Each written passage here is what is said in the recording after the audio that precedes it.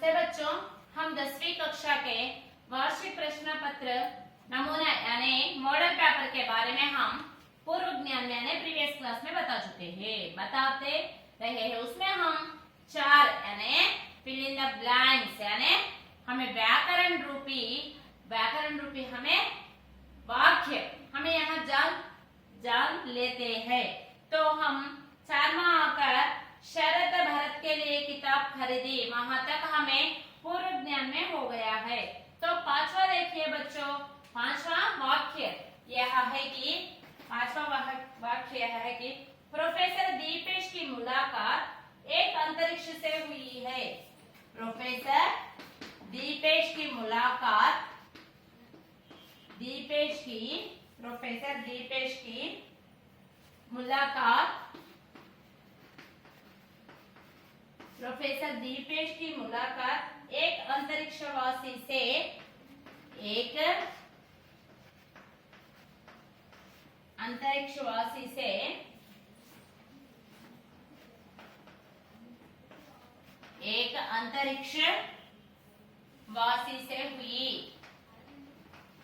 एक अंतरिक्षवासी से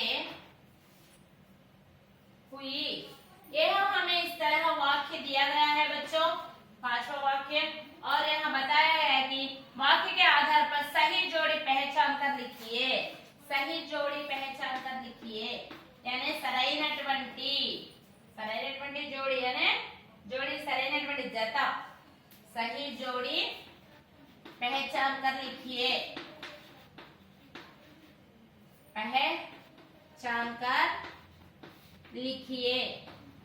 ఇక్కడ మనకి రెండు यानी చూడండి ఒకసారి, అంతరిక్షవాసి సమాస్ ఇచ్చాడు మనకి ఇక్కడ, ములాకాత్ ద్వంద్వ సమాస్,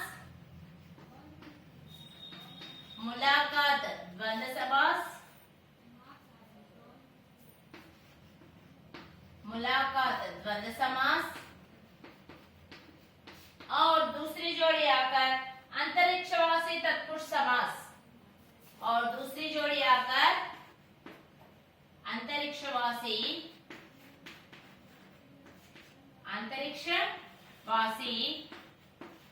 इसका समास आकर तत्पुरुष समास।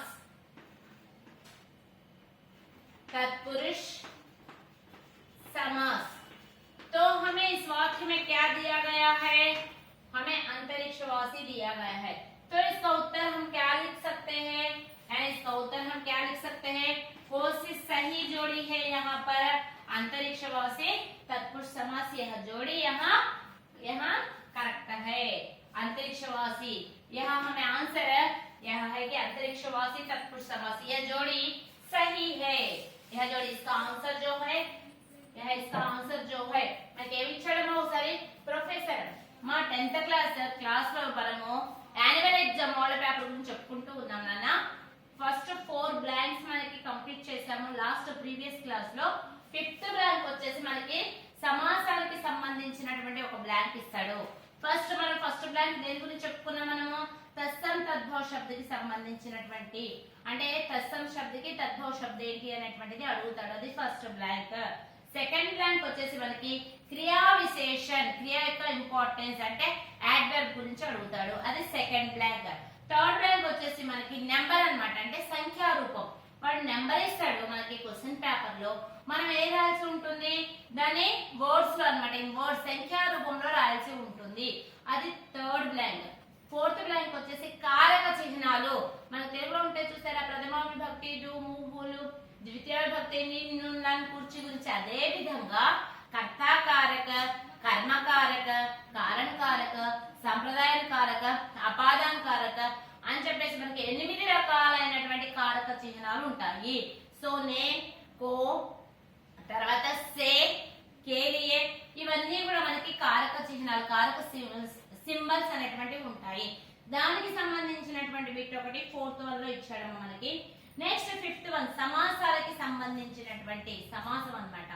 సో విగ్రహ వాక్యం ఇస్తాడు, ఆ విగ్రహ వాక్యం ఏ సమాసానికి అంటే విగ్రహ వాక్యం మరియు సమాసము జోడి అన్నమాట, 2 జతలు ఇస్తాడు. దాంట్లో ఏది కరెక్ట్ అయితే దాన్ని మనం చూస్ చేసేసి ఆన్సర్ అనేటువంటిది అది రాయాల్సి ఉంటుంది. అది మనం 5th బ్లాంక్ లో చెప్పుకున్నాము. नेक्स्ट सिक्स्थ ब्लैंक लो गोदावरी पावन नदी है, रेखांकित शब्द का संधि विच्छेद। सिक्स्थ वन गोदावरी नदी, गोदावरी नदी पावन, गोदावरी पावन नदी है, गोदावरी पावन नदी है, पावन नदी है, गोदावरी पावन नदी है। रेखांकित शब्द का संधि विच्छेद करो అన్నాడు। रेखांकित शब्द ఏంటి? पावन, पावन। సో సంధి విచ్ఛేద్, సంధి విచ్ఛేద్। మనము దీన్ని ఎలా విభజించవచ్చు? పావని పో ప్లస్ అన్, పో ప్లస్ అన్, పావన్ ఇలా విడదీసి రాయండి సమాధానం। పో ప్లస్ అన్ పావన్। సో సమాసానికి సంబంధించినటువంటి ఒక వర్డ్, తర్వాత సంధికి సంబంధించినటువంటి ఒక బ్లాంక్ మనకి ఇవ్వడం జరుగుతుంది।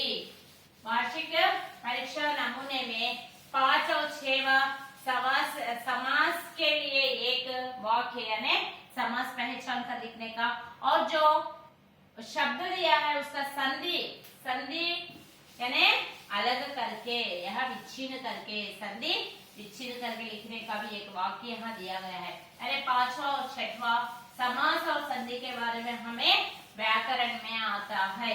तो 7वां देखिए बच्चों, 7th బ్లాంక్ మనకి 5th 6th ఏమి ఇచ్చాడమ్మా?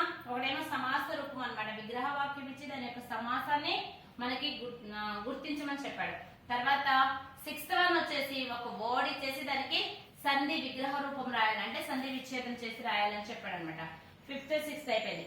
నెక్స్ట్ 7th వన్ అన్నమాట, वह व्यक्ति जो अपने देश के प्रति भक्ति रखता हो, एक शब्द के लिए ఒక శబ్దంలో जो व्यक्ति, वह व्यक्ति, आ व्यक्ति, 7th वन చూడండి, वह व्यक्ति,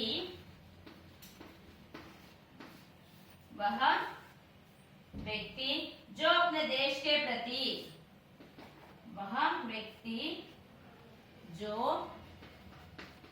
अपने देश के प्रति, देश के प्रति भक्ति रखता हो, अनेक शब्द के लिए एक शब्द అంటే ఉన్నటువంటి సెంటెన్స్ కోసం ఒక వర్డ్ లో రాయటము అనేటువంటిది మనకి 7th బ్లాంక్ ఇచ్చాడమ్మా। సో जो భక్తి రక్తా హై, ఇతన్ని ఏమంటాము? దేశం పట్ల భక్తి ఉంచేటువంటి అతన్ని మనం ఏమంటాము? అనేక పదాలకి ఒక పదం ఏమంటాము? దేశభక్తి అంటాం। దీని యొక్క ఆన్సర్ ఏంటి? देशभक्त। చూడండి ఒకసారి, वह व्यक्ति जो अपने देश के प्रति भक्ति रखता है, भक्ति रखता है, ఏ వ్యక్తి అయితే తన దేశం పట్ల భక్తిని అన్నమాట ఉంచుతాడో అతను ఏమంటారు అంటే మనకి దేశభక్తి అంటారు అని చెప్పేసి అన్నారన్నమాట। సో మనం ఏం చేయాలి? ఆన్సర్ దేశభక్తి। అనేక శబ్ద కే లియే, అనేక శబ్ద కే లియే ఏక్ శబ్ద, వాడు మనకు ఒక సెంటెన్స్ రూపంలో ఇచ్చాడు, దాన్ని మనము ఒక వర్డ్ రూపంలో రాయాల్సి ఉంటుంది। సో అది 7th బ్లాంక్ అమ్మా। నెక్స్ట్ 8th वन, दिल बैठ जाना, इस मुहावरे का अर्थ निम्न में से पहचानिए। 8th वन, दिल बैठ जाना, ఇది మనకు దేంట్లో వచ్చింది? ఈద్గాహ్ లెసన్ లో వచ్చింది। दिल बैठ जाना, मुहावरे वाला शब्द का अर्थ, मुहावरे అంటే ఏంటమ్మా? జాతీయాలు, జాతీయాల శబ్దము। इस मुहावरे का अर्थ निम्न में से पहचान कर लिखिए। इस मुहावरे का, इस मुहावरे का अर्थ, मुहावरे का अर्थ निम्न में से पहचान कर, निम्न में से అంటే కింద ఇచ్చినటువంటి వాటిలో నుంచి, నిమ్న में से पहचान कर, కింద ఇచ్చినటువంటి దాంట్లో నుంచి గుర్తించి రాయమని చెప్పేసి అంటున్నాడు। సో కింద ఇచ్చినటువంటి ఆన్సర్స్ ఏంటన్నా ఇక్కడ ఒకసారి చూడండి, ఏమి ఇచ్చారంటే ఇక్కడ आकलन करना, అఫ్సోస్ కర్నా ఖుష్ హోనా.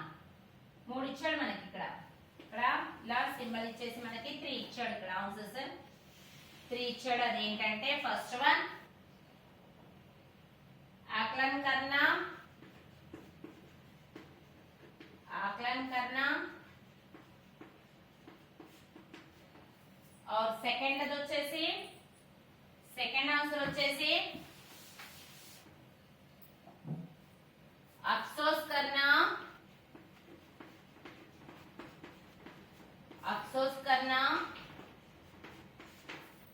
థర్డ్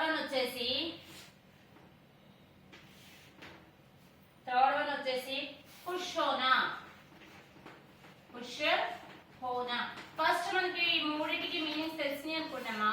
సో మనం ఇక్కడ ఈ దిల్ బైట్ జారా అనేటువంటి దానికి ఆటోమేటిక్ గా మనకి మీనింగ్ అనేటువంటిది వస్తుంది. సో దిల్ బైట్ జారా అనేటువంటి ముహావరికి అర్థం అన్నాడు. అకల్ కర్నా అంటే మన తెలివితో ఆలోచించకుండా ఉండటం. అఫ్సోస్ కర్నా అంటే అయ్యో అని చెప్పేసి మనకి ఏదైనా హఠాత్తుగా ఒక న్యూస్ వింటాం అనుకోండి, సంథింగ్ ఎవరికైనా ఏదైనా జరిగిందనో లేకపోతే ఎవరైనా చనిపోయారనో లేకపోతే ఏమైనా ప్రమాదం జరిగిందనో లేదా ఏమైనా లాస్ అయిందనో చెప్పేసి మనం అని హఠాత్తుగా ఒక న్యూస్ విన్నాం అనుకోండి, దిల్ బైట్ జారా ఒక్కసారిగా మనం కుంగిపోతాం అనమాట. అలా జరిగిందా అవునా అని చెప్పేసి అంటాం. సో అఫ్సోస్ హోనా ఖుష్ హోనా అంటే సంతోషము. ఇక్కడ సంతోషం అనేటువంటిది ఆన్సర్ కాదు. సో ఇక్కడ ఆన్సర్ ఏంటి అఫ్సోస్ కర్నా అనేటువంటిది దీని యొక్క ఆన్సర్ ఏంటమ్మా అఫ్సోస్ కర్నా అనేటువంటిది ఇక్కడ మనకి ఈ బ్లాంక్ యొక్క అర్థం అన్నమాట. ఈ బ్లాంక్ యొక్క అర్థం. నెక్స్ట్ చూడండి నైన్త్ బ్లాంక్ చూద్దాం ఒకసారి మనం. నైన్త్ వన్ ఒకసారి చూడండి. చూడండి ఒకసారి మనకి ఇక్కడ ఏమి ఇచ్చాడంటే ఫస్ట్ బ్లాంక్ లో వచ్చేసి మనకి తత్సం తద్భవ శబ్దం ఇచ్చాడు. మన మోడల్ పేపర్ లో మనకి అంతకు ముందులాగా మనకి 30 మార్క్స్ కి బిట్ పేపర్ అనేటువంటిది 10th క్లాస్ ప్యాటర్న్ లో లేదమ్మా. Present new question paper model మారింది. సో మనకు 12 మాత్రమే మనకు బ్లాంక్స్ అనేటువంటివి ఇచ్చాడు. ఆ బ్లాంక్స్ లో కూడా ఫస్ట్ వన్ వచ్చేసి పహలా తత్సం और तद्भव సంబంధి ఏక వాక్య. తత్సం శబ్దం మరియు తద్భవకు సంబంధించినటువంటి ఒక సెంటెన్స్ ఇస్తాడు. దాన్ని మనము తత్సం శబ్దం మనము దానికి ఆన్సర్ రాయాల్సి ఉంటుంది. అతను తత్సం శబ్దం ఇచ్చినట్లయితే మనం తద్భవ శబ్దం రాయాల్సి ఉంటుంది. తద్భవం ఇస్తే తత్సం శబ్దం రాయాల్సి ఉంటుంది. సో దానికి సంబంధించినటువంటి ఫస్ట్ బ్లాంక్. సెకండ్ వన్ వచ్చేసి మనకి క్రియా విశేషణకి సంబంధించినటువంటి యాడ్వర్బ్. సెంటెన్స్ మొత్తంలో క్రియ యొక్క విశేషతలను తెలియజేస్తే క్రియా విశేషణ అంటారమ్మా. సో దానికి సంబంధించినటువంటి బ్లాంక్ ఒకటి మనకి ఇవ్వటం జరిగింది. తర్వాత థర్డ్ వన్ మనకి ఒక నెంబర్ ఇస్తాడు అనమాట. 1947, 1950, 1800 సంథింగ్ ఏదో ఒక నెంబర్ అన్నమాట. సో ఆ నెంబర్ కి మనము ఏం రాయాల్సి ఉంటుందంటే ఆ నెంబర్ ని మనం వర్డ్స్ లో అన్నమాట, ఇన్ వర్డ్స్ అంటే సంఖ్యా రూపంలో రాయాల్సి ఉంటుంది వితౌట్ స్పెల్లింగ్ మిస్టేక్స్ లేకుండా. అది వచ్చేసి థర్డ్ బ్లాంక్ కింద ఇచ్చాడమ్మా. నెక్స్ట్ ఫోర్త్ వన్ వచ్చేసి కారక చిహ్నాలు. कर्ता कारक ने प्रत्यय, कर्मा कारक को प्रत्यय, संप्रदान कारक, अपादान कारक. సో ఇలా మనకు మొత్తం హిందీలో 8 కారక చిహ్నాలు ఉన్నాయి. దానికి సంబంధించినటువంటి బ్రాకెట్ లో ఇస్తాడు. సూటబుల్ యొక్క ఆన్సర్ ని తీసుకొని మనం అక్కడ ఆన్సర్ ని ఫుల్ఫిల్ చేయాల్సి ఉంటుంది. అది ఫోర్త్ వన్ కి సంబంధించినటువంటి బ్లాంక్ అన్నమాట. నెక్స్ట్ ఫిఫ్త్ వన్ మనకి పేరు ఇస్తాడు అనమాట. 2 అంటే విగ్రహ వాక్యం ఇస్తాడు, దానికి ఎదురుగా సమాస రూపం ఇస్తాడు.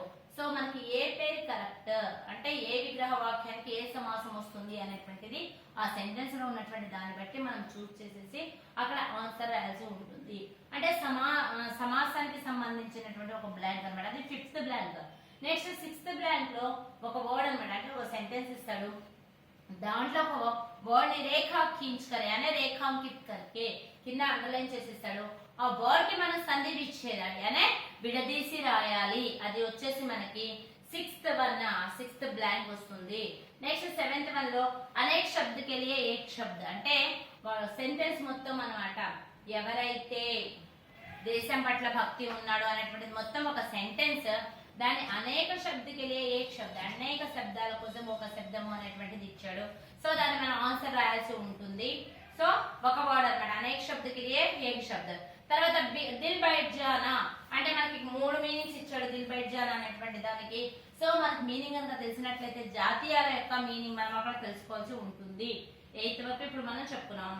నెక్స్ట్ రాము की माता बड़ी हो गई है.